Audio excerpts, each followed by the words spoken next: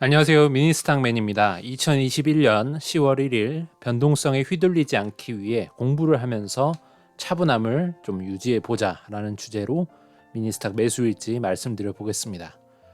이날 지수는 역시 다 내렸습니다. 다우나 S&P 500 같은 경우에 좀 더 많이 빠졌고요. 지수 자체 그래프가 우하향하는 이런 그래프는 미니스탁의 경우에는 장 초반에 매수를 하는 거기 때문에 장중에 이날만 보자면 좀 고점에 매수한 셈이 돼서 아쉬운 날일 수 있겠습니다. 뉴욕 마감 기사 간단히 살펴보겠습니다. 첫 번째, 공급망 문제에 실적이 타격이 있었다. 유통업체들 주가가 22% 급락했다. 앞서 나이키가 공급망 문제로 좀 주가가 하락했는데 비슷한 이슈로 홈데코나 로우스 같은 소매주들의 하락이 이어졌다는 내용입니다. 그리고 최근에 유가 상승으로 인해서 좋은 흐름을 보였던 에너지 종목들도 이날은 하락했습니다. 두 번째, 오징어 게임 대박 덕분에 넷플릭스 주가가 사상 최고를 경신하고 있다. 놀랍게도 우리가 만든 오징어 게임 이 드라마 때문에 미국 증시에서의 넷플릭스 주가가 견인되고 있습니다. 기생충에 이어서 기생충급으로 정말 대단한 영화가 나왔다고 하는 그런 평들이 많죠. 세계 전체에 걸쳐 지금 거의 넷플릭스 1위를 안 하는 나라가 없다고 하는데 저도 오징어 게임을 봤는데 연기, 각본, 무대 미술, 연출 모든 부분이 잘 맞아 떨어지면서 게다가 이렇게 한 편의 단막도 아니고 에피소드가 여러 개 있음에도 불구하고 긴장감이 되게 유지되면서 끌고 나가는 그런 연출도 좀 대단한 그런 멋진 영화가 아닌가라는 생각이 들고요. 킹덤부터 해서 DP, 오징어 게임 등 넷플릭스의 돈으로 만드는 K 컨텐츠의 궁합이 넷플릭스와 우리나라의 궁합이 좀 좋지 않나라는 생각이 듭니다.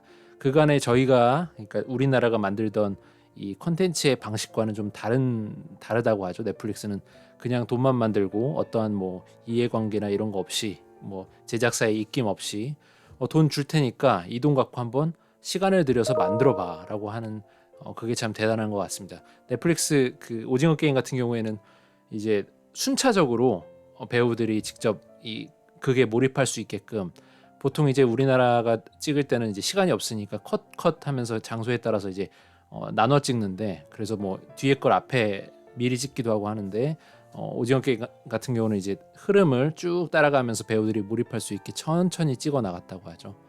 대단한 것 같습니다.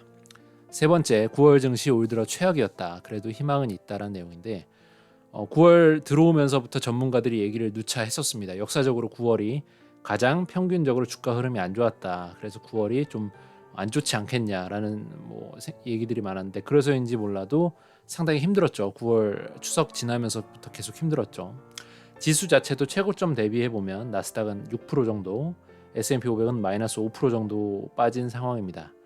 10년물 국채 금리가 안정화를 보이고 있긴 하고 그나마 안정화를 좀 보이는 추세인 것 같고요. 최근에는 그리고 미국 부채 관련 예산안 표결도 처리되기로 합의된 상태로 최근 뉴스가 떴습니다. 그래서 10월 넘어가는 이 시점에는 조금 나아지지 않을까라는 기대를 해보는 거죠. 다만 뉴스로 전해오는 중국의 전력 위기와 같은 돌발 변수 이런 것들이 또 계속 터지면 이것이 시장에 어떻게 영향을 줄지 한번 봐야 될 것 같습니다. 오늘도 어쨌든간 룰대로 매수를 하였습니다. 계속 나무에 물을 주듯이 계속 30만 원씩 혹은 10만 원씩 붙고 있는데 3,819만 9,791원 평가액이고요. 10%가 깨졌습니다. 수익률이 9.28%가 되어가고 있고 300만 원이 좀 넘는 금액의 수익금이 찍히고 있습니다. 최근에 디즈니도 플러스였다가 마이너스로 전환이 됐고요.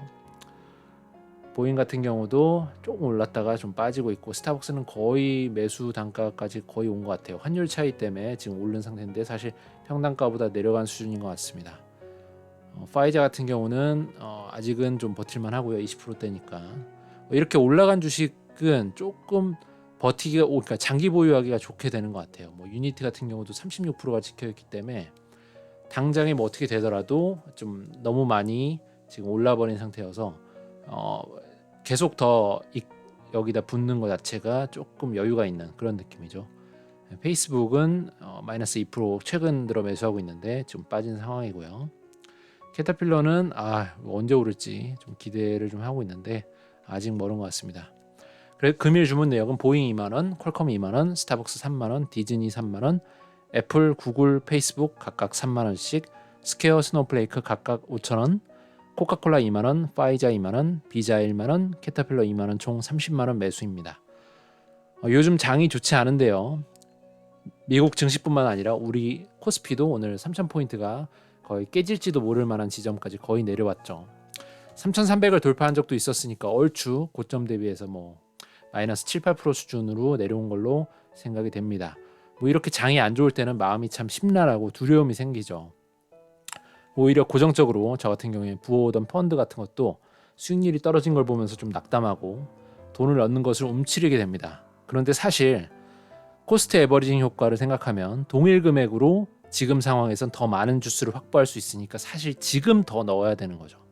이른바 역발상 투자를 해야 된다는 건데 이게 참 심리와는 반대로 해야 되는 행동이니까 되게 부자연스럽게 느껴집니다. 지금 미국 선물지수도 보면 제법 빠지고 있는데요. 아무래도 오늘 밤도 꽤나 미국 증시도 하락할 수도 있을 것 같습니다. 선물이 아무래도 빠지고 있으니까요. 지금 판단 내리는 내 의식의 판단은 대부분 하루짜리 판단일 가능성이 높습니다. 우리가 차트를 볼 때는 일 단위, 분 단위도 보지만 더 넓게는 주봉, 월봉, 연봉도 보면서 판단을 하는데 다시 말해 지금 내리는 내 판단은 살까 팔까 혹은 유지할까의 판단은 오늘 내리는 것이기 때문에 거기서 오는 괴리가 좀 있습니다. 부동산과 비교해보면 부동산이란 녀석은 가격에 이런 잔잔바리 파도들이 좀 보이진 않아서 이런 점에서는 상당히 유리하죠. 그냥 예를 들어 1.1억이면 계속 그 1.1억인 건데 사실은 들고 나고가 계속 있는데 우리가 판단할 수가 없죠. 변동성이 되게 느리게 가는 거니까요. 그런데 주식은 분단위, 초단위로 잘게 쪼개가면서 가격이 보이니까 이게 참 사람 마음을 심란하게 하는 거죠. 이런 시기에 저는 오히려 공부를 하면서 마음을 다잡아야 된다고 생각을 합니다.